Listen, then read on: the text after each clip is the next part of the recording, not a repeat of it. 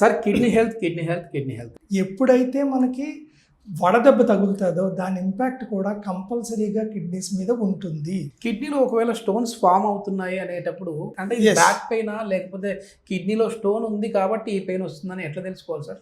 యూజువల్గా మనకి బ్యాక్ పెయిన్కి తర్వాత మనకి కిడ్నీ పెయిన్కి అన్నది ఏంటి అంటే నుంచి నడుం దగ్గర ఈ సైడ్ నుంచి ఇక్కడ వరకు నొప్పి వస్తుంది ఓకే అని రేడియేట్ అవుతుంది అని ఉన్నప్పుడు వాళ్ళకి పెయిన్ చాలా సివియర్గా వస్తుంది. ఓకే ఏంటి అని అంటే స్టోన్ మధ్యలో ఆగింది, యూరిన్ ఫ్లో కూడా ఆగుతోంది అని చెప్పేసి ఉండటం వల్ల దీని పెయిన్ సివియర్గా వస్తుంది.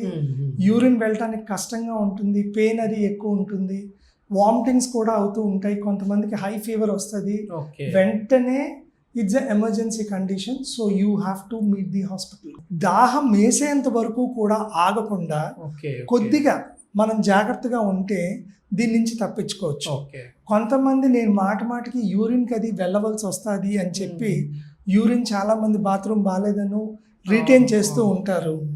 లేకపోతే యూరిన్కి వెళ్ళటం కోసం అని చెప్పేసి వాటర్ తక్కువ తాగుతూ ఉంటారు. ఈ మూడు కూడా పెద్ద తప్పిదాలే. కంపల్సరీగా దాని impact urinary tract infections plus kidney మీద భారం కూడా జరుగుతూ ఉంటుంది. ఓకే